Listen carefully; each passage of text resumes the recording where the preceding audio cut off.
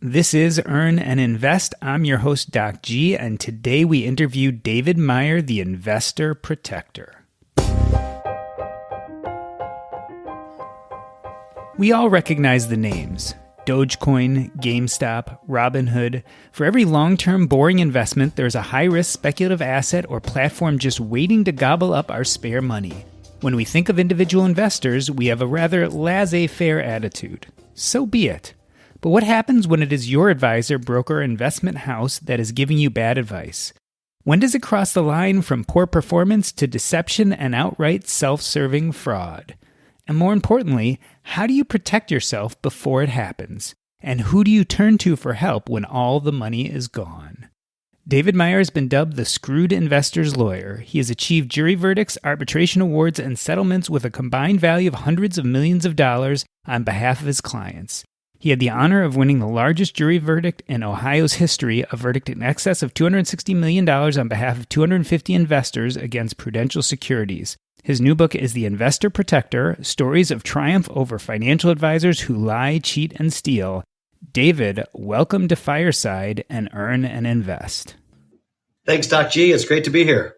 I am going to be talking today to David about how to protect yourself as an investor. David, I love this moniker, the screwed investor's lawyer. I imagine you got that after that $261 million settlement. Tell us a little bit about Burns versus Prudential Securities. Yeah, so it's a great story with a really happy ending. I'm happy to report. It was 20 years ago. I was a 28-year lawyer, or 28-year-old, 3 years out of law school. I was actually a tax lawyer at the time. I didn't set out to be an investment fraud lawyer, back in the beginning.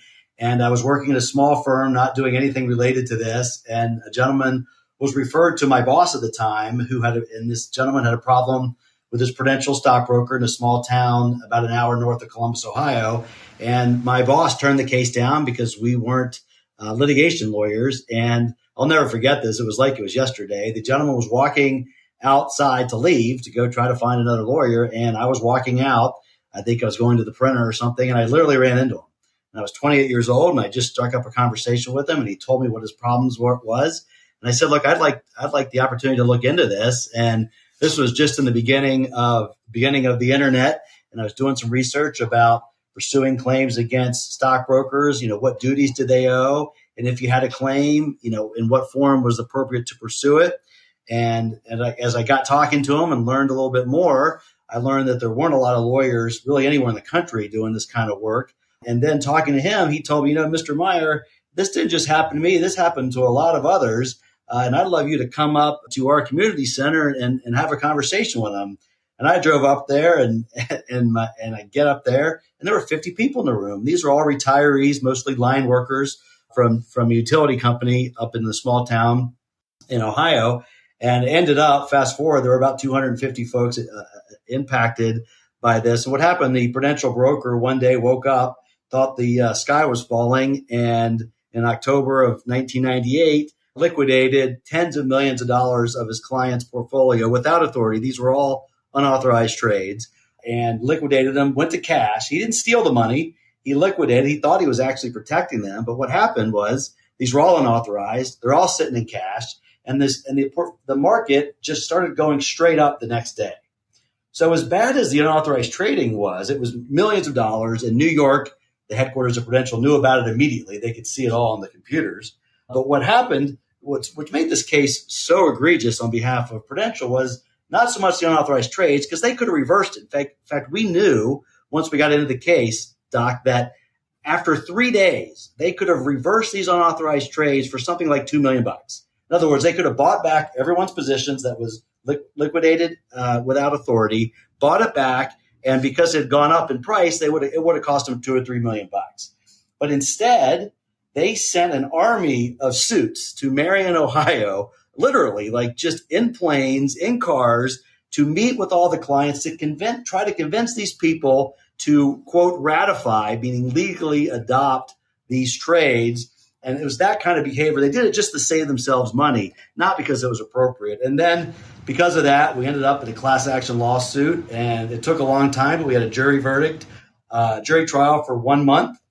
We got a jury verdict for $12 million in compensatory damages, but $250 million in punitive damages. And it was a result of this egregious breach of fiduciary duty, not only the unauthorized trades, but the severe misconduct to try to protect themselves at the expense of their clients afterward.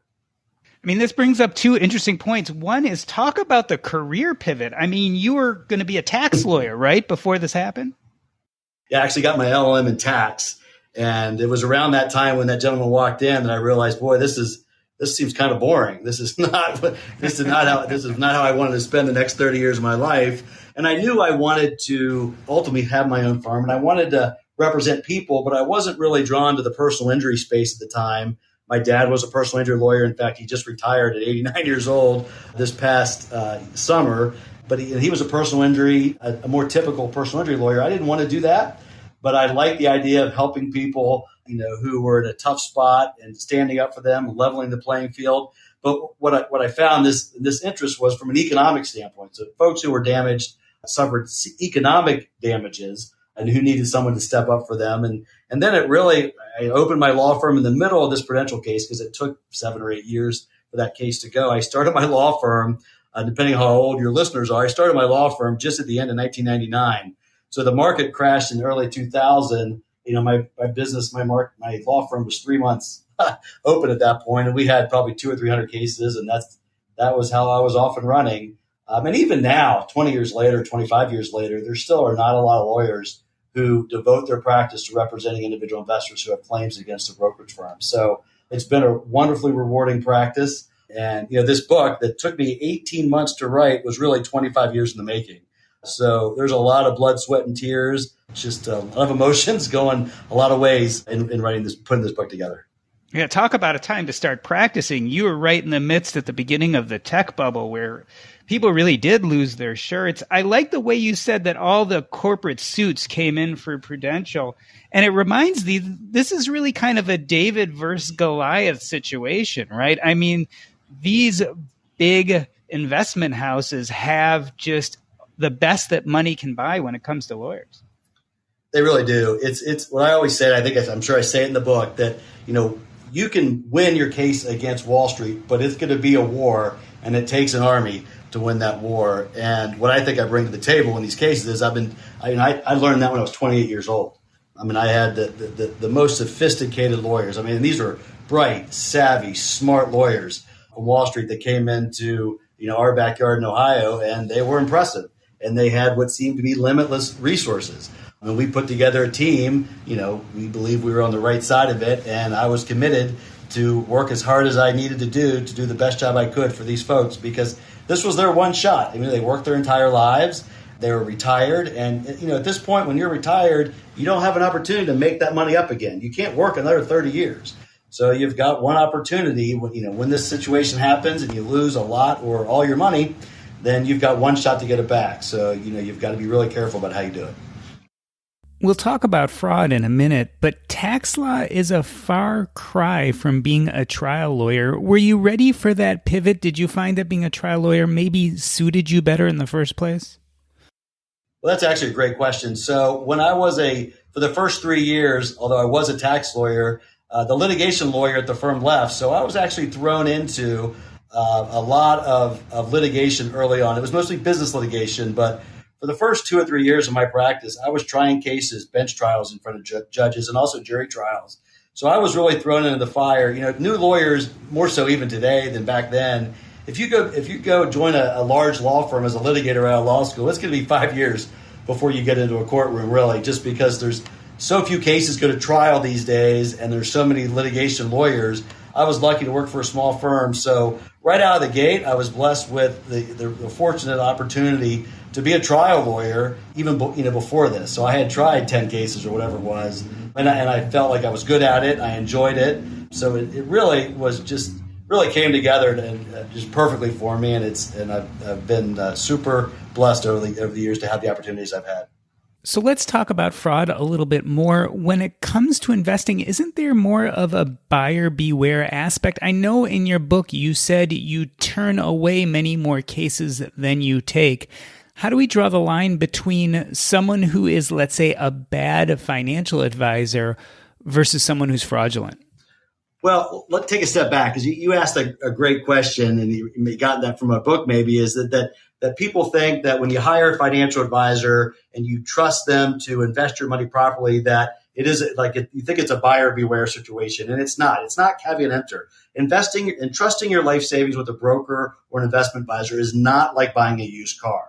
Advisors have fiduciary obligations. They've got other obligations to recommend and implement an appropriate portfolio for you based on your investment objectives, your risk tolerance, and your life experiences. So they do have significant obligations. The securities industry, Doc, is highly regulated, about the highest regulated industry in the world. So there is a tremendous amount of rules and regulations and standards. Now it gets somewhat complicated in terms of what duties are owed by whether you're a stockbroker or an investment advisor. And I try to dive into this. I do dive into this in the book to try to explain it in a way that we all can understand, because it's important to understand the different types of regulatory structure is out there. So I think the first concept is to understand that there are significant duties and obligations of professional advisors, whether it's an investment advisor or a stockbroker. They have a duty and obligation to act in your best interest, to recommend and implement an appropriate portfolio for you.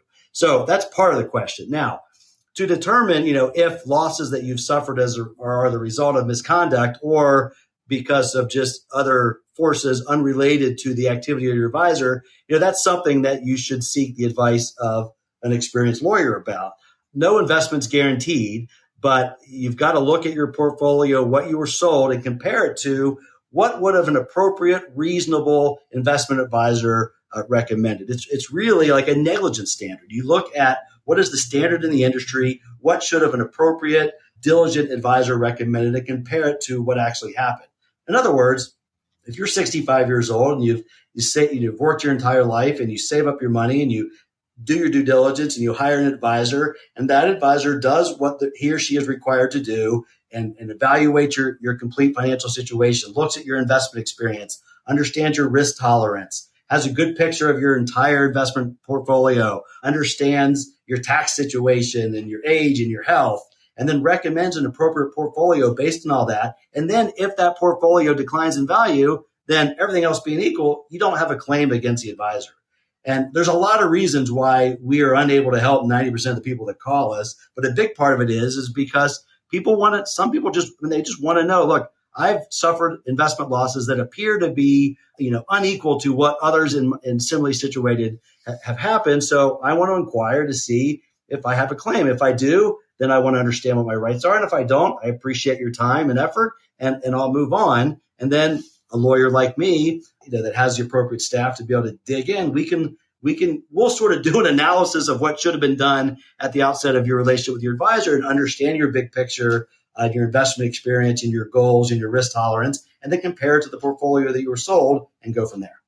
Yeah, as I listened to you discuss what an advisor should and shouldn't do, it almost reminds me of when I was a doctor, the standard of care, the things that a reasonable physician would do in that position. Is there any governing body? What about SIPC? Does it help protect investors? There's something called SIPC, which is a federal fund, and we talk about that in that book, that does provide protections. It's funded by fees and expenses paid by the banking industry, but it has very, very narrow protections. So if your broker lies, cheats, or steals, it's likely not going to be covered by that government fund.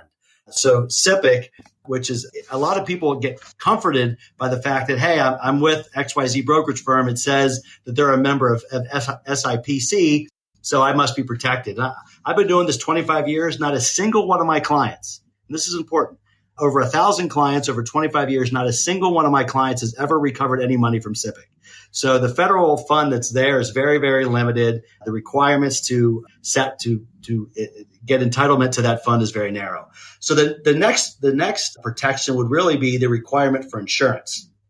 I don't know how it is in other countries, but unbelievably so, in the United States, there is currently no requirement for brokerage firms or investment advisors to carry liability insurance. And it's very hard to believe. Most folks that call me are shocked that you can be entrusted with millions of dollars of clients' money in this country. There is no requirement for insurance. So the best protection for folks in their retirement is to do some work on the front end. And this is really why I wrote the book, because when a client is referred to me for legal help, in an investment loss case, they've already suffered a devastating financial loss. And my job, my day job, is to fight to recover their life savings that was lost at the hands of a bad broker. But and look, it's unbelievably rewarding to fix problems and recover my clients' life savings. But would be even better is to help retirement savers and the investing public before they're ever entangled with a bad financial in the first place. So the idea behind the book is I want to be able to help prevent these devastating financial losses before it happens. So the protection, and I love the word protection because I think this book, in my opinion, is body armor for individual investors. And if you follow the steps in this book, then the chances that you're ever going to need someone like me go way down. So the best way to protect yourself, unfortunately, it's not government funding or it's not insurance. It's really taking a few basic steps on the front end to reduce your chances to ever need someone like me. And really, after most of the calls I get day after day, we probably get 20 calls a week from folks of just devastating financial losses after years and years of hard work. A lot of these cases could be prevented or significantly lessened if folks would have done some things on the front end. I'm happy to talk about those, but there really are some steps that aren't incredibly difficult, and there's no guarantee that these steps alone will help protect you. But there's a good chance that if you follow these steps, the likelihood of ever having a problem down the road is significant. And speaking of Ponzi schemes, because that's a great example. I think there's like 200 big Ponzi schemes a year in this country, billions of dollars lost. And the best way to avoid getting involved in a Ponzi scheme, and it's not foolproof, but it's pretty darn close. And that's never, ever, ever invest a single dollar of money you care about with somebody who's not licensed to sell investments or give investment advice. Most Ponzi schemers, not all, I've had plenty of Ponzi schemes against advisors and brokers at firms, but most of them are by just complete con artists who never had a security license or didn't have an active license at the time they were engaging in the fraud. So being able to research whether the person that you are considering hiring is licensed as a registered representative with a brokerage firm or an investment advisor can be done online from your living room around the world, sitting in your pajamas by going to brokercheck.org. And that's the website run by the regulators and the state and federal regulators of every advisor's record of their employment history, what exams they've passed, and any customer complaints. It's not 100% accurate, but if you're considering hiring somebody and you go on brokercheck.org and they're nowhere to be found, then you should run, not walk away.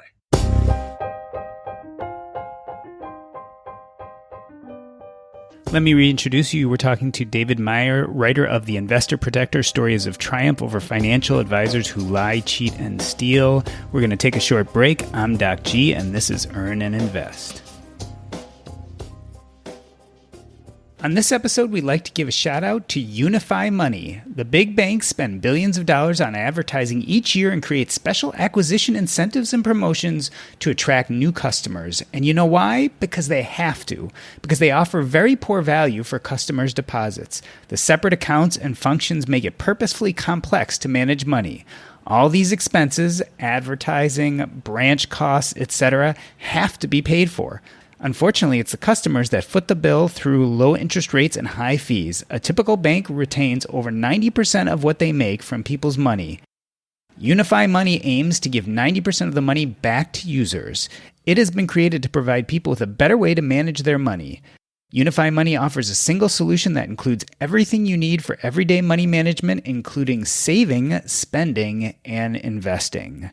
Unify Money has optimized your personal financial management to make it effortless, maximizing passive income via interest and cash back and creating long-term financial assets through investment automatically and by default. Unify Money makes your money work for you, not the bank. If you want to learn more, check it out. Go to earnandinvest.com/unify. Again, that's earnandinvest.com/UNIFI and check them out.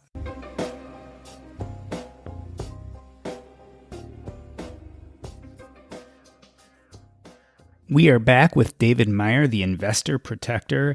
David, you were talking about brokercheck.com. Aren't there some safeguards and regulatory agencies that help protect us? And isn't it slightly different between brokers and financial advisors?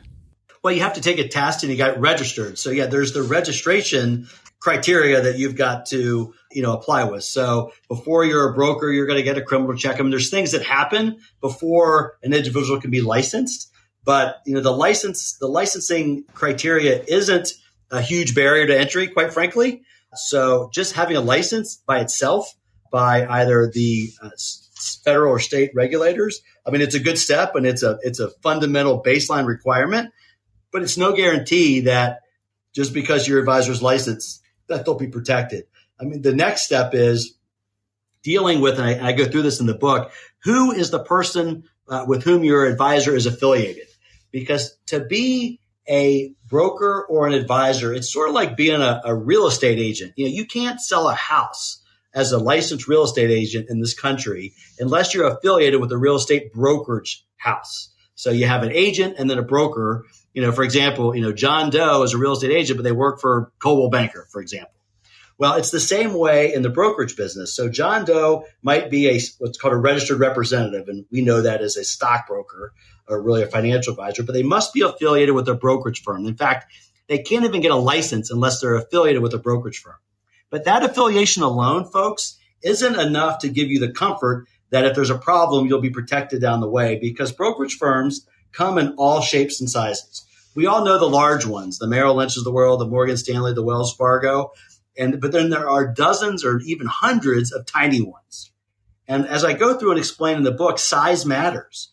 So if you work with an advisor who works for a large company, if that person just takes off and goes to Panama with all your money, as horrible as that is, when that person calls me, if they were affiliated with a large brokerage firm, when they engaged in that fraud, there's a solid claim against the brokerage firm, who is a large going concern, that they'll have the ability to compensate for that loss. But what often happens, and part of the large people that I have to turn down on a regular basis, is they've got a broker, but the broker was affiliated with a tiny, tiny firm that has no assets. They're so small, they don't have the financial wherewithal to compensate, to pay for the misconduct of one of its brokers. So some due diligence is required, and people don't know that. There's no reason to know because nobody tells them that. And I go through in the book of sharing stories of clients who have worked with different sizes of brokerage firms and investment advisors to highlight that problem. And I hope that makes sense. It does. And you can go and take a look at the financials of a brokerage firm you're considering getting involved with, correct? Yes. I mean, it's not easy. Now, again, and I'm not picking on big brokerage firms. I'm just using names, household names like the Merrill Lynch, the Raymond James. You know that if your broker was actually affiliated with one of those firms at the time that the misconduct occurred, there's a pretty good likelihood that you're not going to have a problem, assuming you can prove your case. But the tiny firms are much, much harder but I do go through the steps to figure out. And it just doesn't make sense, in my opinion, to work with an advisor who's with a tiny firm that's thinly capitalized. Because remember, there's no requirement for insurance. So why would you invest with somebody whose firm is managing tens or hundreds of millions of dollars, but they only have $300,000 of excess net capital to pay? And that, I mean, people may not think that happens. It happens every single day. So we're going to talk about in a moment the fun stuff, advisors behaving badly, but you've suggested that people who are victims of financial fraud, even when they realize that something is wrong, are loath to come forward and say something. Why is that? So I think it's a great question. I believe it's all about the exploitation of trust. And the analogy I use, if you'll bear with me, if we're in a car at a stoplight and we get rear-ended, and it's not our fault, it's the fault of the driver of the car behind us. And if we're in a car accident that's not our fault, and if we've suffered real injuries, then none of us have a problem, for the most part, doing some due diligence, looking for a lawyer and saying, look, I need my rights protected. I was in an accident and it wasn't my fault and I suffered damages. No one has any guilt or, any bad feelings about having to go hire a lawyer and protect yourselves. But because we're dealing with money and people's savings and the privacy and this trust that what I've seen over and over again is most folks who suffer losses as a result of the misconduct of their broker, most folks will never even take the step to hire a lawyer because they internalize it. They want to blame themselves. When money is stolen as a result of a misconduct of an advisor, it's not just the money that's gone. What's also lost often is the client's dignity and their pride is taken from them. And then, Doc, when you add the age factor, most of my clients are at or near retirement. So as we age, we have some cognitive decline. We have this feeling of, we're often maybe alone. We don't have the support structure that we had in our younger years. We want to feel independent. We're embarrassed. We don't want to, you're not generally embarrassed to say, I got in a car accident and I got injuries, so I need to hire a lawyer. But there's often, particularly as we age, there's a cognitive decline. The combination, it's really a perfect storm of just a lot of different issues. There's embarrassment. Hey, I should have known better. Why did I trust this person? And I've lost my money and now my kids are going to find out. So all those competing factors come in, and it really makes it challenging for a lot of folks to step up and ask for help. You mentioned age, and that's a huge risk factor, isn't it? Absolutely. I mean, the financial exploitation of the elderly is the number one problem. The aging population is an easy target. They're living alone. Again, this feeling of needing independence, the cognitive decline, and brokers are required to understand and pay attention. In fact, there's training now for financial exploitation of the elderly and what to look out for. I mean, I've had cases I talk about in the book where one of my clients' adult daughter drugged her dad in order to steal his money through power of attorney. And they did it through the brokerage firm. And we ended up suing the brokerage firm because there was all these red flags. I mean, just a tremendous amount of red flags that they should have caught. And so, again, it's as we age, there's just a lot of challenges that can make this much worse. Tell us about the most egregious broker advisor behavior, the most egregious behavior you've seen. The one I start the book on is a couple of years ago, I represented a woman, and on cases that we've settled, I've changed the names of everyone to comply with confidentiality requirements. Well, I call this woman Dorothy in the book. And her husband have just the perfect American dream. They were raised very modest. They had not a tremendous amount of wealth or education as a younger, but he was an inventor, and he invented a device that the government ended up using. And he had this company where he sold this device. Over the years, he built this company, and he retired and he sold the business. And he and his wife were living in a small town, and they had $30 million in the bank account. And they drove used cars. They weren't flashy. You wouldn't know, they had any money at all. And only one daughter, was a grown daughter, and a broker who was working with the daughter, through her professional career, got to meet the parents and realized that they had this money. And so these folks were in their 80s. They were suffering from a lot of the decline that we talked about, living alone, just took advantage, exploited their trust, and swindled them out of $30 million, all in about 3 months. And I was brought into the case, and we dove in. And this was just another example of there was so much money at stake, and there were several big financial firms on the other side. And it was, just World War III, these lawyers that I've gotten to know over the years. So there's a lot of mutual respect. And, they fought hard because they wanted to keep the money. And so we fought, and we ended up getting, I think, $32 million back. And I keep a copy of that check in my office just because I was so proud that she had just the passion and the heart and the bravery to step up at 100 years old and to let us help her. And then at her 101st birthday party, her nephew called me, and she said, "Hey, please call David Meyer and thank him again for, protecting the legacy of this family." So that was a great case. Another one, which has happened right in the early 2000s, you mentioned the tech wreck.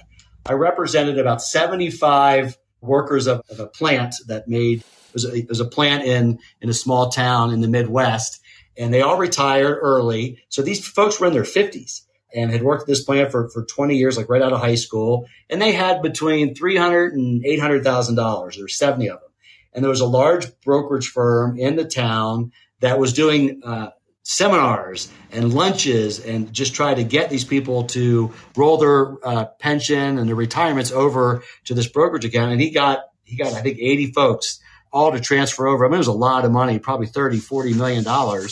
And he promised them that they would never have to work again. And He would invest their money. Well, what he did in the early 2000s was just put it all in high tech. I mean, these were folks that never had prior experience with their broker outside their 401k. They never hired an investment advisor or broker. Their only experience was, meeting once a quarter or once a year even with the retirement person at their company. And then all of a sudden they had this big check and they didn't know what to do. And they weren't interested or qualified or inclined to manage it themselves. So they trust the advisor as a local guy who was, in the Chamber of Commerce, and he was at the church and the clubs, and, he was all around. Everyone knew him and trusted him, knew his family for years. And he lost about 60 to 80% of their money in less than a year.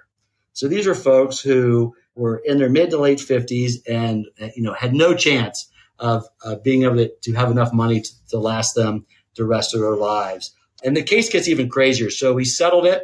We got a lot of the money back. They put it back in a new IRA, and we're they're able to move along. This broker had 75 complaints on the CRD. The CRD is the record that you look up if you go to brokercheck.org. And most brokers, like 90% of brokers, have less than 2 complaints on their record. This gentleman had 70. I've never seen a report, and those were all mostly my cases. But he didn't get fired. The firm left him there. And why? Because he was generating enough profit to make it worthwhile. So he stayed there. But check this out. So then a few years later, he leaves. He goes from that firm to another firm and then gets caught up in a Ponzi scheme. And a lot of his clients that were at firm A moved with him to firm B. And boy, this really brings together a lot of things, the Ponzi scheme, the small brokerage firms, just a great story of how this all can really come together in a nightmare situation. So a lot of the clients and even some new folks went to the new firm. But what they didn't do, not a single one of them checked the broker check. And because if they would have pulled it up, or if they would have called a lawyer like me or anyone who had read my book and say, what do we do before we hire him? Check the CRD. He would have had 80 complaints and no one in their right mind would have hired him. But they go over there, and it was a tiny, tiny firm. But he went because he could make more money, higher commission payouts at smaller firms. And then he got engaged. He got involved in a Ponzi scheme, and all his clients lost all their money. And then he ended up going to jail. So we sued the brokerage firm, and we actually took it to arbitration hearing and won. But we got paid on one, and then it went out of business. So it's an example of a tiny firm that didn't have the assets to satisfy a judgment, and a broker who had 75 complaints on his public record, and folks just didn't have the wherewithal to go check. So that was a pretty bad one.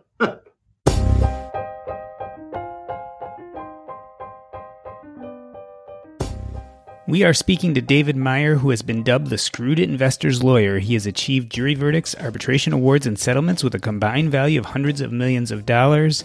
I'm Doc G, and this is Earn and Invest. We'll be back after a short break. Have you been enjoying the conversations you've been hearing every Monday and Thursday on the Earn and Invest podcast? Well, if you have, there's some other places you can go to continue the conversation, even on those days we don't put out a podcast. The first is the Earn and Invest website. That's at earnandinvest.com. There you can see videos, blog posts, as well as access our old recordings, ones from previous weeks, if you want to listen to our back catalog. Also, you can go to our Facebook group. That's at earnandinvest.com/Facebook. There you can learn about everything going on in personal finance right now. We as a community have conversations about the economy, about financial independence, you name it, we discuss it there. And last but not least, you can go to our YouTube channel where we post our episodes as well as videos. That's at earnandinvest.com/YouTube. Again, earnandinvest.com/YouTube. All of these places are places you can go to continue the conversation 7 days a week, 24 hours a day. Check it out and become part of our community. Welcome back. David Meyer's book is The Investor Protector, Stories of Triumph Over Financial Advisors Who Lie, Cheat, and Steal. David, one thing that really surprised me about the book is I learned that sometimes financial advisors and brokers will actually forge financial statements. How common is this? How often are you seeing this in practice? So it's a great point. I mean, you've really picked out some highlights of the book. Perfect. Let me just tell you a story about that. And let me back up. So when I wrote this book, I didn't want this to be like a reference guide. Those are boring, right?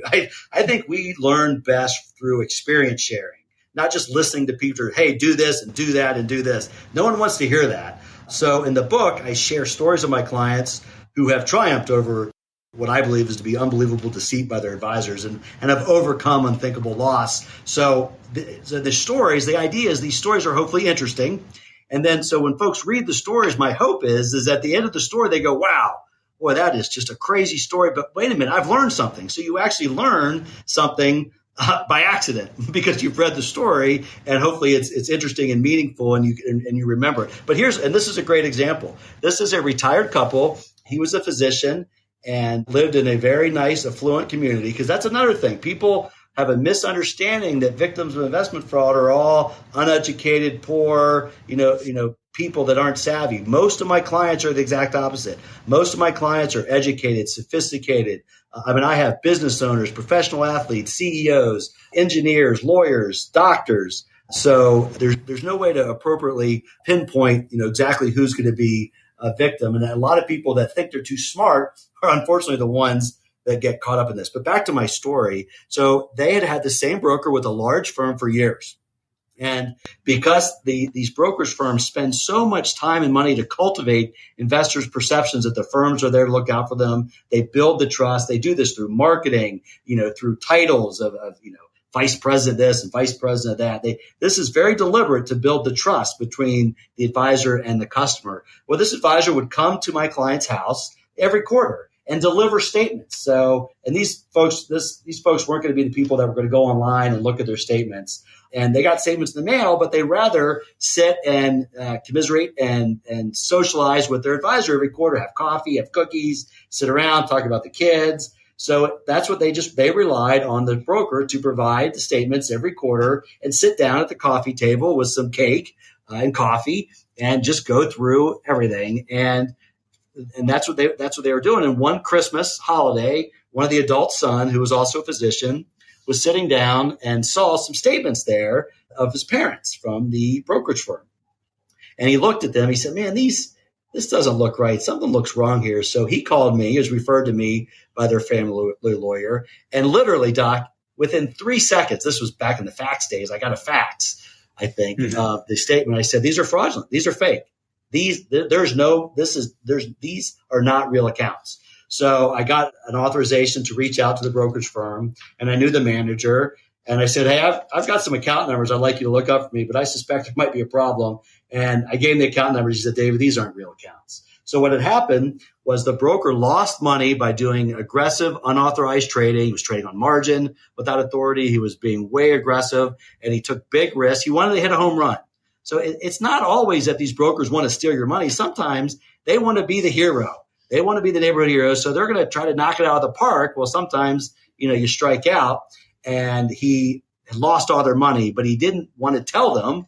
And he was probably scared for his job, of course, and embarrassed. So he made fake statements. And for years, he would hand deliver these fake statements to his clients. And although they were completely broke, or not broke, but they were pretty much broke, and they were drawing from their employer's pension. So they weren't living on this money, or at least not a lot of it. So, but the statements these days with the sophisticated printers and design software in a computer, these bad brokers can make statements look exactly like the real thing. And I go through some steps in the book of what to do to minimize that chance ever happening. And I've had several cases, quite a bit of cases with fake statements in brokers. And ultimately, David, that's what we all want, is to protect ourselves while investing. Let's look at the point when you're about to get into an investment. Are there certain types of investments that are particularly fraught that we should try to stay away from?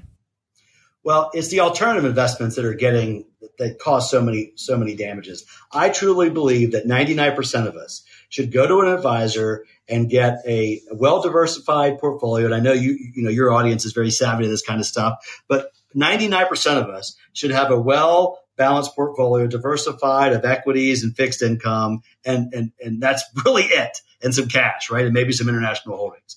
And that's really it. But the problem is that doesn't make a lot of money. There's not a lot of commissions in ETFs and mutual funds and Vanguard and similar things. So instead of look, there's a million brokers out there, literally over a million.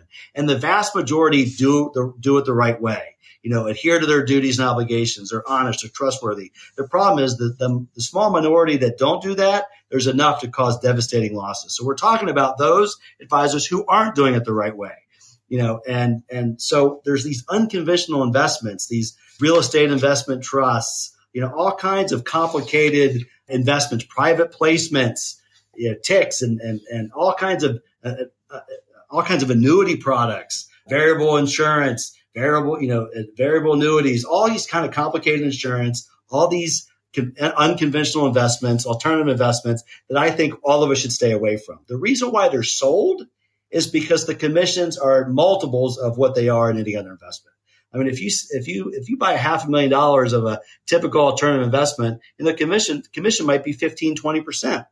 If you buy a variable insurance product, the commission might be 100% of the first couple years' premiums. I mean, the commissions are unbelievable with a lot of these unconventional products and these variable insurance products. So in my opinion, and again, I paint with a broad brush, but there's very few people that need to be owning any of these alternative and unconventional investments. And if you believe that you really want this, then I think instead of going just to the advisor who's going to make a huge commission, go to somebody else. So go to somebody and say, look, I know, thank you, advisor. I understand you want to sell me this, but I know that you're going to get a huge commission. And look, if in fact this is appropriate for me, and if this is consistent with my investment objectives, I'm okay paying you X dollars. But I'm going to go to a neutral third party, an investment advisor who just charges me by the hour, and pay an independent person who doesn't have a dog in this fight to see if that's. And I guarantee you, 95% of the time, an independent outside party would say,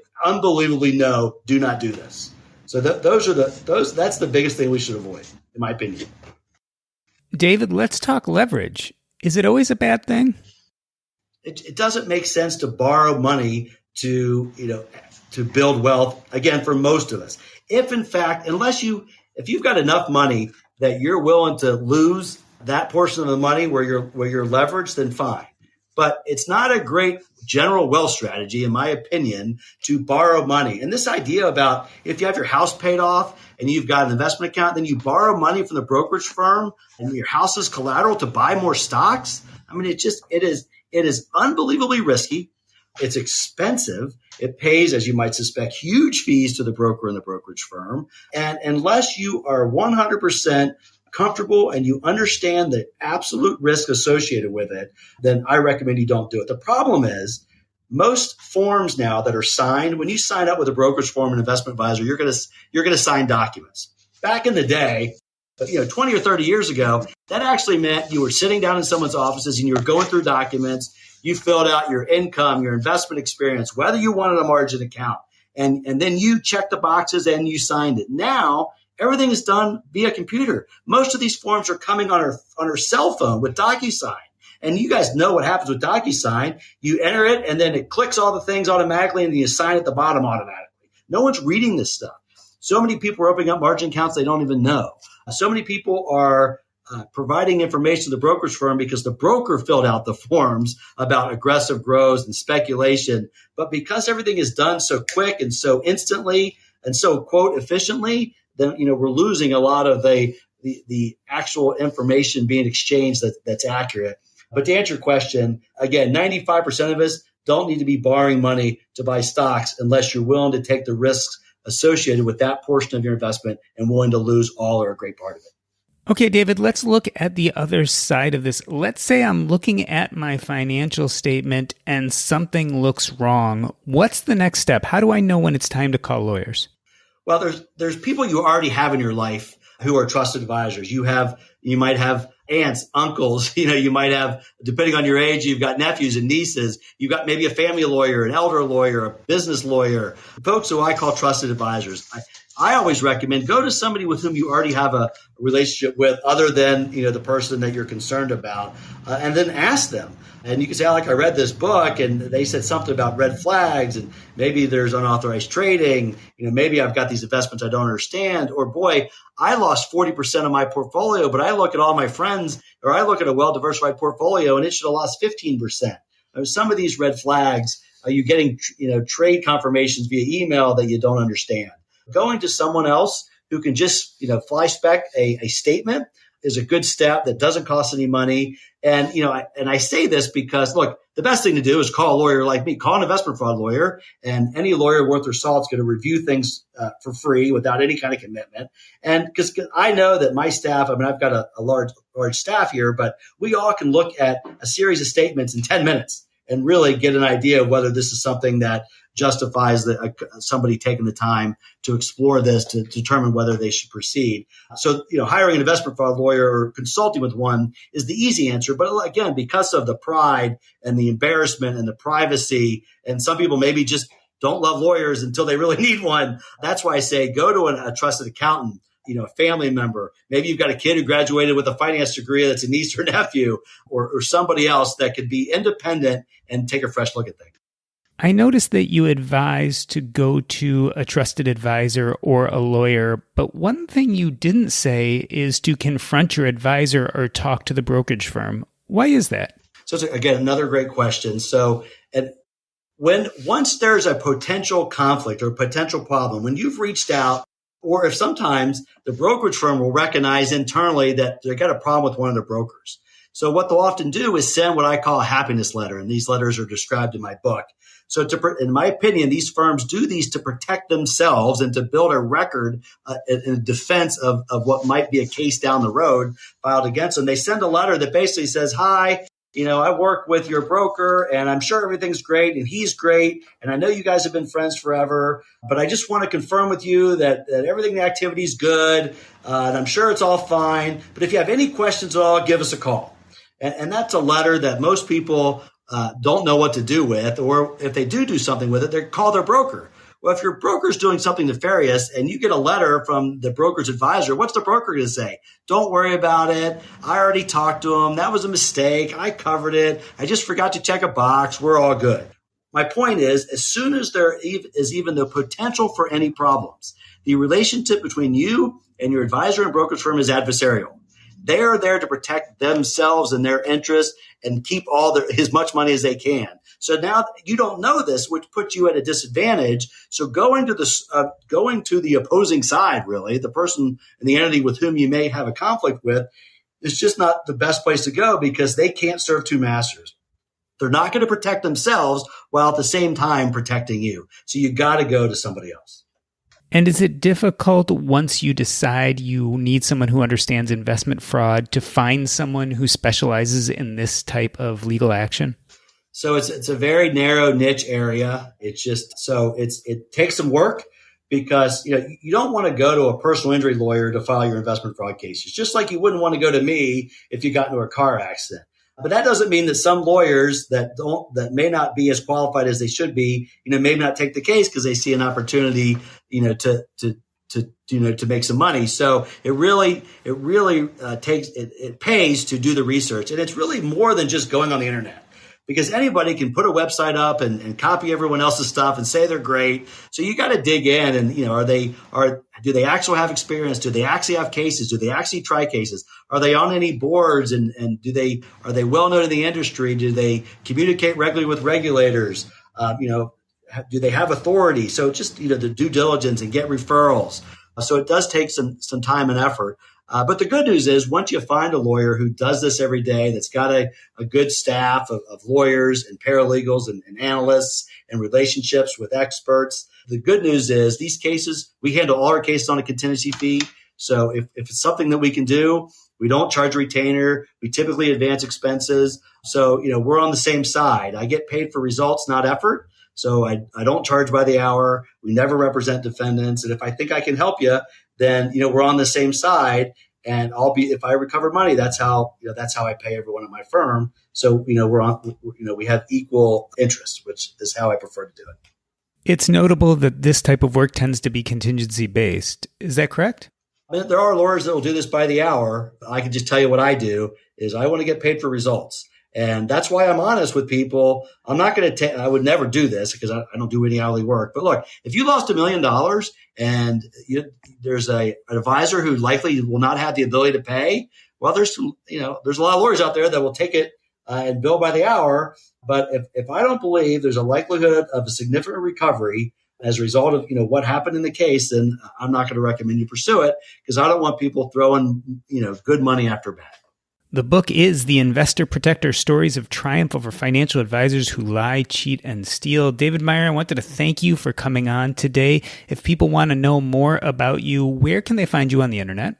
So our website is investorclaims.com, investorclaims.com. And my book, The Investor Protector, will actually be on sale June 8th, and it'll be on Amazon. This has been the Earn and Invest podcast. On behalf of myself, Doc G, I'd like to thank David Meyer. That's a wrap. Hey everybody, you might have noticed that this episode sounds a little different, and the reason why is that it was recorded live on a new app called Fireside Chat. Fireside is the brainchild of Mark Cuban and a businesswoman named Fallon Fatimi, and it is kind of like Clubhouse in the sense that you have creators who have live rooms where we have conversations and the audience can actually partake, step up on stage and ask questions of our guests. It is new. It is in its beta form. On the other hand, I am doing live shows on most Fridays at 10 a.m. Central Time, and I'd love for you to be there to listen to a live recording of the Earn and Invest podcast. The easiest way is just go to earnandinvest.com/fireside. Again, earnandinvest.com/fireside, and there you can sign up to be a listener on Fireside Chat. The creators at this time have to be vetted through the Fireside application, so not everyone can produce their own show, but you can go over there, take a listen, as well as ask a live question during the taping of the podcast. Become a part of an Earn and Invest podcast. Ask your question directly of an expert. It's a lot of fun. Check us out, earnandinvest.com/fireside. Hang out with us for a live taping of the Earn and Invest podcast every Friday at 10 a.m. Central Time. I can't wait to see you there.